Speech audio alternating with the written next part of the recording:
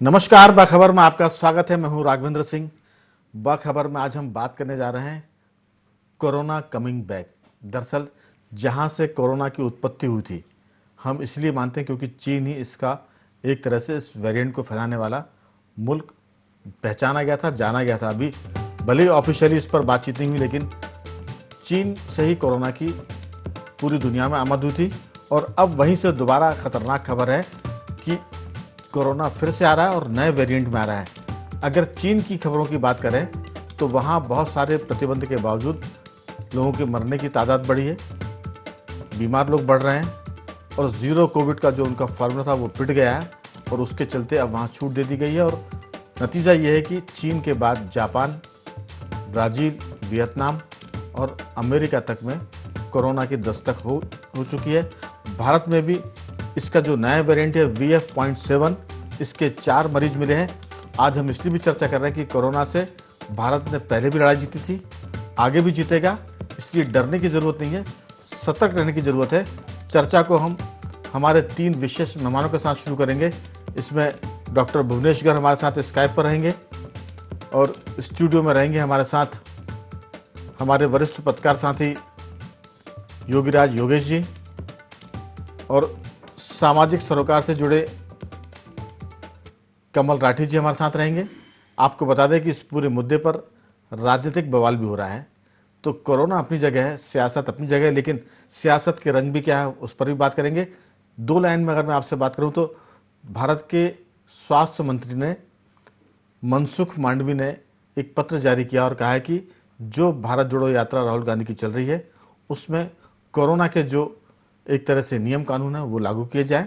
लेकिन इस पर पलटकर जवाब देते हुए कांग्रेस ने कहा है कि प्रधानमंत्री की जो यात्राएं होती है, जो रैलियां होती है, जो सभाएं होती है, क्या उसमें भी ये लागू होता है? तो ये सियासत की बात है, बीजेपी कांग्रेस करेंगी, लेकिन देश के लोगों को सतर्क रहने की जरूरत है। चर्चा की शुरुआत में सुन लेते हैं कि छत्तीसगढ़ के मुख्यमंत्री भूपेश बघेल ने इस मुद्दे पर क्या कहा। मतलब ये है कि अब यात्रा रोकने का नया तरीका ढूंढ रहे हैं। यदि देश में कोरोना फैलेगा तो निश्चित रूप से वो प्रभावित होगा, लेकिन जब नहीं है तो रोकने के नए बहाने क्यों ढूंढ रहे हैं, है ना। जब कोरोना था तब पश्चिम बंगाल में चुनाव आप कराए, आसाम में चुनाव कराए, उत्तर प्रदेश में चुनाव कराए। अब पद यात्रा को रोकने के नया बहाना, मतलब ये है कि अब यात्रा रोकने का नया तरीका ढूंढ रहे हैं। यदि देश में कोरोना फैलेगा तो निश्चित रूप से वो प्रभावित होगा, लेकिन जब नहीं है तो रोकने के नए बहाने क्यों ढूंढ रहे हैं, है ना। जब कोरोना था तब पश्चिम बंगाल में चुनाव आप कराए, आसाम में चुनाव कराए, उत्तर प्रदेश में चुनाव कराए।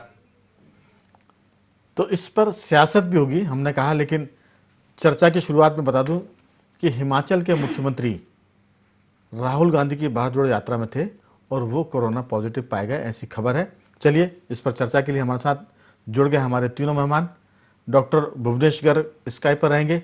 भुवनेश जी, बहुत बहुत स्वागत है आपका। और स्टूडियो में है योगीराज योगेश जी पत्रकार और कमल राठी जी सामाजिक सरोकार से जुड़े, आप सभी का बहुत बहुत स्वागत है। चर्चा की शुरुआत डॉक्टर गर्ग साहब आपसे। हालांकि आप पहले कई बार कह चुके हैं कि अभी ये 5 साल नए नए वेरिएंट, नए नए रूप लेकर कोरोना कोविड-19 आएगा। अभी नया वेरिएंट BF.7 है, ये कितना मारक है, कितना खतरनाक है, कितना संक्रमित करने वाला है। लेकिन जो खबर है वो ये कि इससे कम से कम एक आदमी से 16 लोग संक्रमित होते हैं, ऐसी खबर आई है। लेकिन 16 हो या 1 हो, हिंदुस्तान के लोगों ने लड़ना सीख लिया है। ये पहले भी हम सब लोगों ने चर्चा में बातचीत की है। इस बहाने लोगों की सेहत भी सुधर गई है, लोग अच्छा खाने लगे हैं, एक्सरसाइज करने लगे हैं, विटामिन D, विटामिन B और विटामिन C पर भी ध्यान दे रहे हैं, खान पान पर ध्यान दे रहे हैं। आपकी राय कि ये मामला पॉलिटिकल हो अपनी जगह है, लेकिन अगर देश में कोरोना फैलेगा तो फिर सबको ही इसका शिकार होना पड़ेगा। एक कहावत है, थोड़ी सी पॉजिटिव है, कि अगर केक कटेगा तो सब में बटेगा। अगर कोरोना फैलेगा तो सब शिकार होंगे, फिर वो ना डॉक्टर गर्ग साहब को देखेगा, ना राघवेंद्र सिंह को देखेगा, ना योगीराज जी को, ना कमल राठी जी, और ना फिर राहुल गांधी, और ना फिर नरेंद्र मोदी। आपकी राय कि ये कोरोना कमिंग बैक कितना भारत में असर करेगा और कितना इससे हम बच पाएंगे? राघवेंद्र जी, हम अगर पूरे पिछले 3 साल का आकलन करें, 2020 पूरा, 2021 और 2022 भी पूरा खत्म हो रहा है, तो 3 साल हो गए लगभग। आप याद कीजिए कि पहले दिन से मार्च 2020 से हम लगातार जो चीजें लिख रहे हैं वही सब चीजें बार बार निकल कर सामने आ, ये कोरोना 5 साल नहीं जाने वाला था। अब मैं इसमें और 5 साल ऐड कर रहा हूं अभी की चाइना की स्थिति को देखते हुए। मतलब अब मैं ये कहता हूं कि ये संभवतः अगले 10 साल के लिए बहुत बड़ी महामारी का संकट बना रहने वाला है। उन लोगों के लिए जो बड़े हैं, बुजुर्ग हैं, जिनमें इम्यूनिटी कम है, या जो बच्चे हैं जिनके अंदर नैसर्गिक तौर पर माल न्यूट्रिशन है, जो हमारे देश में हम कहें कि कुपोषण के शिकार बच्चे हैं, उसमें अलग अलग तरह के बहुत ढेर सारे हमको इसके संक्रमण के असर दिखेंगे। लेकिन यहाँ सबसे बड़ी चिंता की बात यह है कि जो दवाइयों का अनर्गल प्रयोग हमारे देश में कर दिया गया, हुआ तो बहुत जगहों पर, लेकिन हमारे देश में ब्लैंकेट ट्रीटमेंट हुआ। व्हाट्सएप पे एक पर्चा चला करता था, डॉक्टरों के पैसे उनके अकाउंट में जाते थे और वो मेडिकल माफिया और दवा माफिया ने खुलकर खेल खेला। उन्होंने जन्मों जन्मों की चीजें अपनी एक तरह से साध ली। मैं बड़े बड़े मेडिकल कॉलेजेस की बात करूं तो जो एक तरह के टाइटेनिक जहाज थे जो 150 करोड़ में डूब रहे थे, वो 7 पुश्तों के लिए तर गए। लेकिन यह मुद्दा यह है बहुत सीधा सा कि जो अनर्गल ब्लैंकेट ट्रीटमेंट, स्टेरॉयड, एंटीबायोटिक्स और सब चीजों का दिया गया पिछले 3 साल के अंतराल में, बार बार मना करने के बावजूद, लेकिन सरकार क्या करे, क्योंकि उसमें बहुत से वित्त पोषित डॉक्टरों का समूह शामिल था जिसने ब्लैंकेट ट्रीटमेंट को एडवाइस किया। मैं नामजद कहूंगा तो बहुत सारे प्रोटोकॉल्स लगातार एम्स दिल्ली के जरिए बदले जाते रहे थे। इसकी संज्ञा ली जानी चाहिए थी, इसका संज्ञान लिया जाना चाहिए था, लेकिन अनफॉर्चुनेटली ऐसा नहीं हुआ। अब स्थिति ये है लेकिन डॉक्टर साहब इसमें तो WHO भी बुरी तरह एक्सपोज हुआ है। एम्स की तो हम बात करें, देश की संस्था है, लेकिन WHO ने भी अपने प्रोटोकॉल कई बार बदले, दवाएं बदली। जी राघवेंद्र जी, WHO के जनाब क्या नाम है उनका, वो तो हुए ही एक्सपोज। हमारे यहाँ का व्यक्ति भी एक्सपोज हुआ है जिसको चेयर मिल गई थी और संभवतः उसी वजह से उसको हटाया भी गया। मैं तो बहुत स्पष्ट बात करता हूँ कि मैंने जितने आर्टिकल में लिखा है, नामजद लिखा है कि इन सब के खिलाफ कार्रवाई होना चाहिए थी, पर अनफॉर्चुनेटली वो पुरोधा बने बैठे हैं और अब तो और बड़ी पोजीशनों पे पहुंच गए हैं निजी बड़े बड़े सेटअप को लेकर। तो मेरा बहुत सीधा सा मानना है कि ये जो ब्लैंकेट ट्रीटमेंट हुआ है उससे गांव गांव में, हमने 2000 के समय में जब ये ब्लैंकेट ट्रीटमेंट शुरू हुआ था तब हमने साफ कहा था कि इससे अनर्गल उपयोग से जो लाइलाज टीबी है, लाइलाज लेप्रोसी है, उसके मरीज ढेर बढ़ जाएंगे। और अभी आप उठा के देख लीजिए, पिछले महीने आंकड़े आए हैं सारे निकल के, लेप्रोसी 17% ज्यादा है मेरे देश में, टीबी के आंकड़े 16% से ज्यादा हैं पिछले के मुकाबले, और ड्रग रेजिस्टेंट टीबी तो और ज्यादा बढ़ गया है। तो ये बड़ी संकट की स्थितियां हैं, चिंता की स्थितियां हैं। अनफॉर्चुनेट पार्ट ये है कि जो नूरा कुश्ती पहली दूसरी लेयर में चालू की गई थी, वही नूरा कुश्ती फिर चालू हो गई है। आपने BF7 का आंकड़े का नाम दे दिया, ये नूरा कुश्ती का आंकड़ा है। मुझे क्या लेना देना, दुश्मन एक है तो दुश्मन एक है, उसको 25 नाम क्यों देते हो भाई? उससे क्या फर्क पड़ जाएगा? वो BF7 ना हो कि BF9 होगा तो क्या छोड़ देगा मेरे किसी बुजुर्ग को? नहीं छोड़ने वाला है।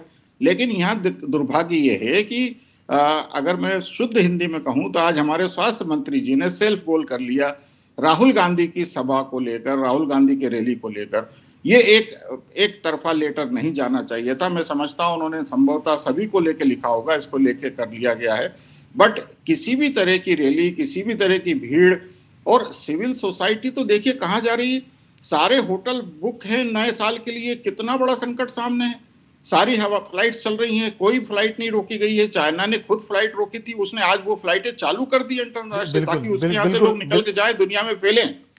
बिल्कुल, मैं इस पर लौटूंगा क्योंकि ये मामला अब नए साल का भी इसमें जिक्र है, इसमें बिजनेस भी जुड़ा हुआ है और बिजनेस के साथ साथ जो फार्मा के इंडस्ट्री है वो भी जुड़ी हुई। मैं लौटता हूँ, बहुत सारी बात आपने पहले भी की, आज भी की।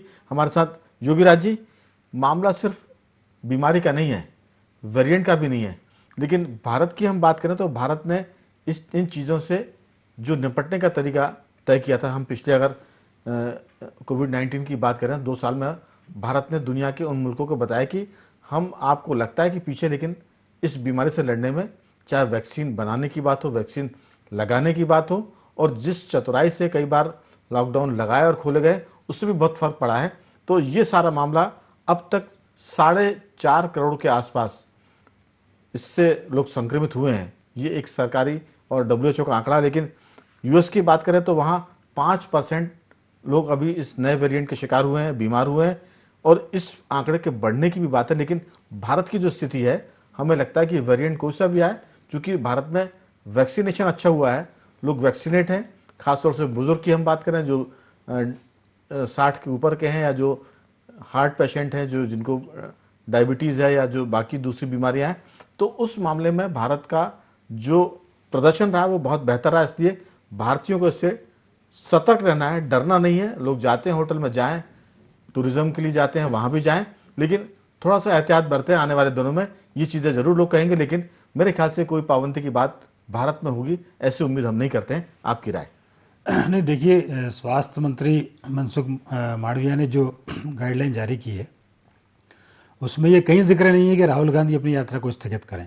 उन्होंने एक एडवाइस दिया है कि आपके यहाँ चूंकि यात्रा के दौरान लगातार कोविड पॉजिटिव के प्रकरण निकले हैं, और आपने भी जिक्र किया है कि हिमाचल प्रदेश के मुख्यमंत्री कोविड पॉजिटिव पाए गए हैं, वो राहुल गांधी से मिलकर ही आए थे।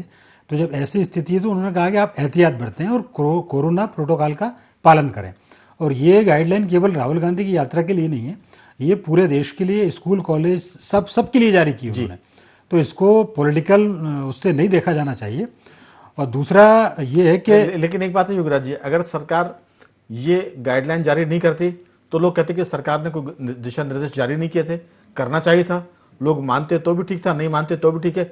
सरकार तो अपने धर्म का पालन करे, तो सरकार ने तो एक धर्म का पालन किया और रस्म अदा कर दी है।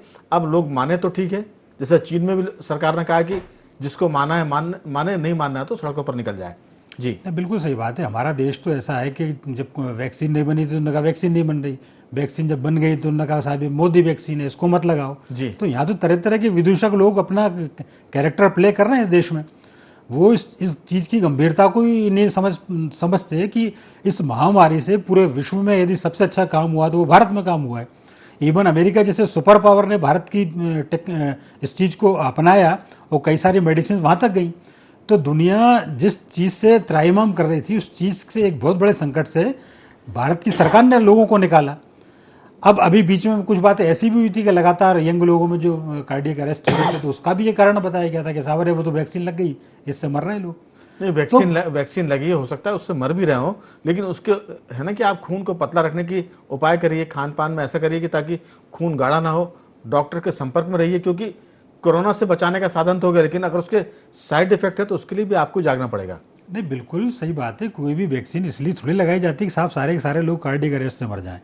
कई मौतों के कई कारण होते हैं, ये तो मेडिकल टेक्नोलॉजी में नहीं जानता, बिल्कुल। लेकिन फिर भी जो सरकार अपने स्तर पर प्रयास करती है वो किसी को मारने के लिए प्रयास नहीं करती कि साहब उनको मजा आ रहा हो, साहब राहुल गांधी की अपनी यात्रा रोक दें।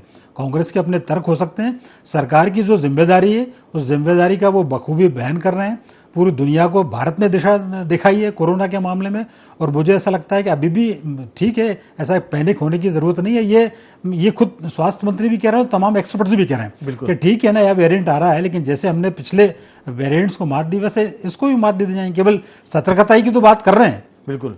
और वैसे भी राठी जी, जो सरकार ने पत्र जारी किया उसमें कहा कि जो कोरोना के दिशा निर्देशों उनका पालन करें, ना तो यात्राएं रोकने की बात हो रही है और नया यात्रा चालू करने की बात हो रही है। प्रधानमंत्री की यात्रा है तो वो उस पर भी लागू होगा, उसके बाद अगर कोई नहीं मानता है तो वो जिम्मेदार है। राहुल गांधी जी के लिए भी मेरे ख्याल से वो चीज़ है। तो हमारा एंगल पॉलिटिकल कम है, हमारा सिर्फ एंगल ये है कि भारत के लोगों ने बहुत ही समझदारी से और हिम्मत से काम किया था और दुनिया को बताया कि ये इंफ्रास्ट्रक्चर में कमजोर दिखता हुआ देश था, लेकिन मेडिकल इंफ्रास्ट्रक्चर कम होने के बाद भी लोगों ने बहुत समझदारी और एक तरह से अच्छा काम किया, जिससे इसके खतरे हमारे यहाँ कम थे। आपकी राय? इसमें मैं कुछ बिंदुओं पे और बातें रखना चाहूँगा। मुझे ये लगता है कि सबसे पहले कोरोना जब आया था तो हमें ये नहीं मालूम था कि किस तरह अटैक करता है, कहाँ से होता है, कैसे होता है और उसके लिए क्या करना है। धीरे धीरे इस 3-4 साल में हमने ये सब चीज़ें सीखी हैं। तो सबसे पहले तो हमें व्यक्ति को खुद ही जागरूक होना है। सरकार की एडवाइजरी वगैरह अपनी जगह है कि भाई हम जो 2 गज की दूरी, मास्क जरूरी, प्लस सैनिटाइजिंग, हाथ धोना, ये तो 3-4-5 चीजें, प्लस वैक्सीनेशन। ये तो बिना कोरोना का भी जरूरी कि आप हाथ धोइए। जी, ये तो हमारे हिंदुस्तान में सांस्कृतिक रूप से ही हाथ धोना और ये सब तो रीति रिवाज में है। ये सिखाना पड़ रहा है, दिक्कत की बात है। जी। अब इसके बाद लेकिन मेरे को जो तकलीफ या मुझे जो कमी जो लगती है वो ये लगती है कि पिछले 1 साल से जब कोरोना काफी निचले स्तर पे पहुंच गया तो हमने और सरकार ने, मतलब पब्लिक लापरवाह हुई, और सरकार ने भी जो इंफ्रास्ट्रक्चर की तैयारी के लिए, जीनोम सीक्वेंसिंग के लिए मशीनें हो या वैक्सीनेशन और इन सब पे उनकी तैयारियां स्लो हो गई, प्रचार प्रसार स्लो हो गया। तो मुझे ये सरकार की तरफ से, क्योंकि सबको मालूम है कि ये आ गया है, तो ये जब तक इसकी कोई मेडिसिन नहीं आएगी, ये 10 साल हो 20 साल हो, जब तक दवा नहीं आएगी जब तक ऐसी रहेगा, कभी पीक पे आएगा कभी नीचे जाएगा। तो उसके लिए हमें जो सावधानी रखनी है, लेकिन सरकार को अपना बैकअप पे इंफ्रास्ट्रक्चर तैयार करना चाहिए था, लेकिन सरकार कहीं ना कहीं उस बैकअप में फेल है। अब हम दूसरी बात करें तो अब हमको जब दिख रहा है कि चाइना से इतने ज्यादा आ रहे हैं, तो कम से कम अगर हम फ्लाइट रोकें, अगर फ्लाइट नहीं रोक सकते हैं कोई दिक्कत नहीं, आप फ्लाइट नहीं रोकना चाहते हो तो जो व्यक्ति वहां से हिंदुस्तान आ रहा है उसको कम से कम 7 दिन का तो क्वारंटाइन करिए आप, कि भाई हमें बाकी हिंदुस्तान को बचाना है, बाकी कोविड को अगर फैलने से बचाना है तो 7 दिन का क्वारंटाइन पीरियड तो दीजिए उसे कि क्वारंटाइन हो जाए। वो एडवाइजरी ज्यादा जरूरी है। अब रैली हो नहीं हो, आदमी जाए नहीं जाए, किधर कर रहा है क्या नहीं कर रहा है, इस पे एडवाइजरी से ज्यादा मुझे लगता है जैसा पहला कोविड में बच्चों को लेके आया गया था चाइना से, तो उनको आर्मी के एक सेंटर में अलग से रखा गया था, तो वैसे ही अभी आप विदेश से लेके जो भी लोग आ रहे हैं उनका स्वागत है, लेकिन हम कम से कम मिनिमम 7 दिन का उन्हें क्वारंटाइन रखें, जिससे कि अगर वो कोविड है तो वो वहां रुक जाए। बिल्कुल। लेकिन हम उस पे आज मुझे लगता है कि हम राजनीतिक रूप से उस चीजों पे बात करना चाहते हैं, लेकिन कहीं भी उस पे कोई काम करते नहीं दिख रहे हैं। वैक्सीनेशन की बात करें तो आप एडवाइजरी जारी करें, 3 वैक्सीन लोगों के हो गए, इसके बाद भी 6 महीने 8 महीने लोगों के हो गए, तो वैक्सीन की एक लाइफ पीरियड है। तो अगर हमें क्या चौथा डोज लेना है, सरकार की उस पर क्या व्यवस्था है, क्योंकि बचाव के लिए टेस्टिंग और वैक्सीन, दूरी और मास्क, ये 3-4 चीजें महत्वपूर्ण है। तो आप वैक्सीन क्या अवेलेबिलिटी है आपकी, अगर नहीं है तो उसे ओपन मार्केट में अवेलेबल करा दें कि जो लोग स्वेच्छा से लगवाना चाहें वो लगवा लें। भाई आप पैसे नहीं लगा पा रहे, पब्लिक लगा लेगी।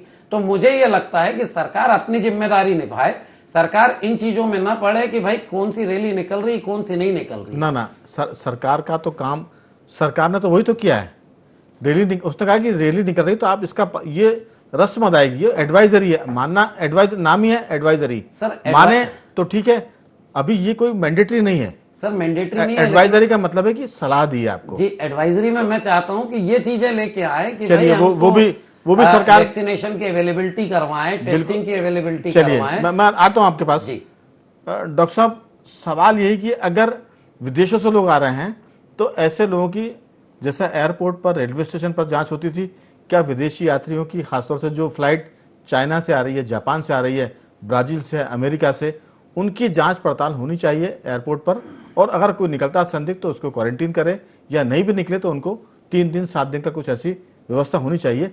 एक चिकित्सक के नाते आप इसको किस ढंग से देखते हैं?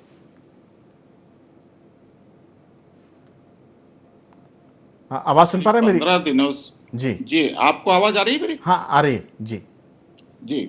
पिछले करीब मैं समझता हूँ 15 दिन से भी ज्यादा हो गए हैं जब हम चाइना की भयावह स्थिति को लेकर लगातार इंटरनेशनल मीडिया में खबर सुन रहे हैं। अगर आप लोगों को भी जानकारी हो तो मुझे करेक्ट कीजिएगा कि करीब 12-15 दिन से तो ये स्थिति देख रहे हैं कि वहाँ स्थितियां बिगड़ रही हैं, बिल्कुल देख रहे हैं, लगी हुई हैं, पकड़ के किया जा रहा है, बल्कि ज्यादा ही दिन हो गए होंगे, उससे भी ज्यादा। तो मुझे ये बताइए कि सरकार में बैठे आला अधिकारियों ने इसके ऊपर आज क्यों हाई लेवल मीटिंग की, आज क्यों एडवाइजरी जारी की? क्या ये पहले से नहीं होना चाहिए था? जब हमको दिख रहा है कि हमारे पड़ोस में, जिससे हमारा बहुत बड़ा सरफेस सीमा लगती है, तो हमको उसके ऊपर तुरंत प्रभाव से कार्रवाई करना चाहिए था। हम लगातार देख रहे हैं कि उससे लगी हुई सीमा में ताइवान, बैंकॉक, वियतनाम तो मेरे कितने सारे मित्र लोग घूम के आए अभी पिछले 5-7-10 दिन के अंदर में। तो ये सब व्यवस्थाएं हमको पहले से करनी चाहिए थी। अब उसका कोई ढोल पीटने का अर्थ नहीं है। मेरा मानना है कि ये असमय समय पर और एक नामजद चिट्ठी दे देना, मैं समझता हूं कि ये थोड़ी सी जल्दबाजी या गलतबाजी हो गई है। इनको एक जनरल लेकिन डॉक्टर साहब अभी 15 दिन से वहां हल्ला मच रहा था, सरकार ने कुछ नहीं किया, हम इस पर भी सवाल खड़े कर रहे हैं। सरकार ने चिट्ठी जारी की, हम इस पर भी सवाल खड़े कर रहे हैं। तो ये कि सरकार कहीं से तो शुरू करेगी ना। मैं सवाल नहीं खड़ा कर रहा हूं, मैं ये कह रहा हूं कि जब हमें 15 दिन पहले से स्थिति वहां खराब होती दिख रही थी तो जी। हमको अंतर्राष्ट्रीय सीमाओं पर सक्षम कदम तुरंत बिल्कुल, उठाने चाहिए बिल्कुल। थे, हमको जनरल एडवाइजरी तुरंत जारी करना चाहिए थी। हाँ, देर से मैं की सिर्फ गई। इसकी बात कर रहा हूं, मैं ये नहीं कह रहा हूं कि आपने क्या, ये तो करना ही है। देखिए भाई, सरकार ने एडवाइजरी कोविड में बहुत सरकार ने सक्षमता देर से जारी ट्रीटमेंट की, किया है। देर से जारी की, मैं बस ये वही बात बात ठीक कर है। रहा हूं, मैं वही बात कह रहा हूं कि वो थोड़ी देरी से ये सेल्फ गोल हो गया और कुछ नहीं हुआ है। और अब मैं जो मुद्दे पर आता हूं कि हमको अभी बहुत समय कम है जी। सक्षमता से जितने भी लोग आ रहे हैं उनको हमको बिल्कुल क्वारंटाइन में रखना चाहिए। अगर हमको संकट से बचाना है, हमको बड़े और बुजुर्गों को आइसोलेट करना चाहिए ताकि वो भीड़ का संक्रमण का हिस्सा ना बने। और जैसे हम लगातार सबसे कह रहे हैं कि अपने आप को धूप में कड़ी मेहनत करते हुए रखिए, अच्छा भोजन लीजिए, और जितने भी 40 प्लस के लोग हैं डॉक्टर की सलाह से एक गोली इकोस्प्रिन की खाते रहे ताकि ब्लड की क्लॉटिंग, प्लेटलेट की क्लॉटिंग्स ना हो और उनके अंदर जानलेवा हृदय रोग का खतरा ना बने। ये हम लोग सबको सलाह दे रहे हैं पिछले काफी समय इसमें से। विटामिन डी और सी का भी अनुपात जोड़ना चाहिए, मुझे लगता है। बिल्कुल बिल्कुल, मैंने कहा ना, धूप में अगर आप 2 घंटे धूप में बैठे तो विटामिन डी ऑटोमेटिकली बनेगा। बिल्कुल। योगीराज जी, डॉक्टर साहब ने जो बातें की है वो हमेशा से उन्होंने लोगों को बताई है और सजग भी करते रहे हैं, लेकिन सवाल यही है कि अब जनता जो पहले से ही इस खतरे को जानती है, सजग भी है, खतरा नया नहीं है, हम पहले भी इसका मुकाबला कर चुके हैं। आपकी राय कि सरकार देर से जाग रही है, लेकिन अगर जाग रही है तो कम से कम जो राठी जी कह रहे हैं वो व्यवस्था भी होनी चाहिए, विदेशों से आने वालों को रोका जाए, उनको क्वारंटीन किया जाए, उनकी जांच पड़ताल हो ताकि खतरा कम से कम भारत में हो। आपकी बहुत संक्षेप में राय। नहीं, बिल्कुल सही है। सरकार ने भले ही एक्शन लिया, लेकिन एक्शन बहुत ज़रूरी है और अब उस पर मुझे ऐसा लगता है कुछ कठोर एक्शन भी सरकार को लेने चाहिए। और जहाँ तक एडवाइजरी जारी करने की बात है कि अभी चूंकि 4 मरीज उस वेरिएंट के मिले हैं, जी। तो सरकार ने जारी किया। हमारे यहाँ तो फिर मैंने पहले भी कहा कि तरह तरह की बातें होती हैं, लेकिन सबसे अच्छी बात यह है कि हम लोग एक्सपीरियंस होल्डर हैं। मतलब कोरोना के मामले में पूरी दुनिया एक्सपीरियंस है, अनुभवी लोग हैं, सब समझ रहे हैं कैसे इससे निपटना है, क्या करना है। और डॉक्टर साहब जैसे लोग हमारे वरिष्ठ चिकित्सक हैं तो वो समय समय पर गाइडेंस भी कर रहे हैं कि धूप में बैठो 1-2 घंटे तो कोई दिक्कत नहीं होगी। तो कम से कम यही है कि हर चीज़ों की परिस्थितियों को एक बार हम फेस कर चुके हैं, तो चिंता की बात नहीं, घबराने की कोई बात नहीं है। सरकार अपने लेवल पर जो भी उससे बेस्ट बनता है वो करती है। बिल्कुल। तो मुझे ऐसा लगता है कि उन्होंने ठीक किया है जो भी है, पर एक आप लोगों को खुद को भी इस बारे में अवेयर बहुत जल्दी से होना पड़ेगा। बिल्कुल। और राठी जी, दरअसल हमारी फितरत है हिंदुस्तानियों की कि जब प्यास लगती तब कुआं खोदते हैं, जब कोई मुसीबत सर पर आती तब जागते हैं। तो सर पर मुसीबत आ रही है उसके पहले भी जाग रहे हैं, तो हमें लगता है कि ये तो भारतीयों के लिए एक तरह से सुधरने का एक तरह संकेत है कि हिंदुस्तानी सुधर रहे हैं और खतरा पहले से बढ़े उसके पहले ही लोग जागने लग गए हैं। ये एक अच्छा संकेत है, जैसा डॉक्टर साहब भी कह रहे हैं, योगीराज जी भी कह रहे हैं। आपकी इसमें अंतिम राय कि सतर्क रहने के लिए विटामिन की जरूरत है जिसको लोग फॉलो करें। देखिए, सतर्क बिल्कुल रहने की आवश्यकता है। अपना जो भी आप चिकित्सक को दिखाते हैं उनसे सलाह लें, जो वो सलाह दें, विटामिन दें, जैसे डॉक्टर साहब ने इकोस्प्रिन का कहा, तो जो भी दवाइयां डॉक्टर बताते हैं वो बिल्कुल बराबर से लें। अपने बुजुर्गों का ध्यान रखें, बाजार जाएं, कहीं जाएं, थोड़ा मास्क पहने, वापस अपनी उन आदतों को ले आएं, तो हो सकता है कि हम कोविड से बच सके। और ये बचना स्वयं के लिए नहीं, हमें अपने देश के लिए भी है, क्योंकि अगर लॉकडाउन की स्थिति भविष्य में बनती है तो हमारी इकोनॉमी फिर गिरेगी। बड़े मुश्किल से इकोनॉमी पटरी पे आई है। तो मुझे लगता है कि हम सब देशवासियों की जिम्मेदारी है। सरकार अपना काम जो कर रही है, आप जागें, आप अपना काम स्वयं करें, सरकार को जो करना होगा वो करेगी। बिल्कुल। तो कुल मिलाकर खान पान बेहतर रखें, जैसा डॉक्टर गर्ग साहब बता रहे हैं। धूप में बैठे, सर्दी का दिन है, गुनगुनी धूप अच्छी भी लगेगी और विटामिन डी को भी बढ़ाएगी। विटामिन डी, विटामिन सी, इसका पूरा ध्यान रखें। और इसके साथ साथ जिन्होंने वैक्सीन नहीं लगाया वो वैक्सीन लगाने के लिए अपने नज़दीकी जो भी सरकारी अस्पताल है वहाँ संपर्क करें। अगर वैक्सीन नहीं लगा तो जरूर लगवाएं।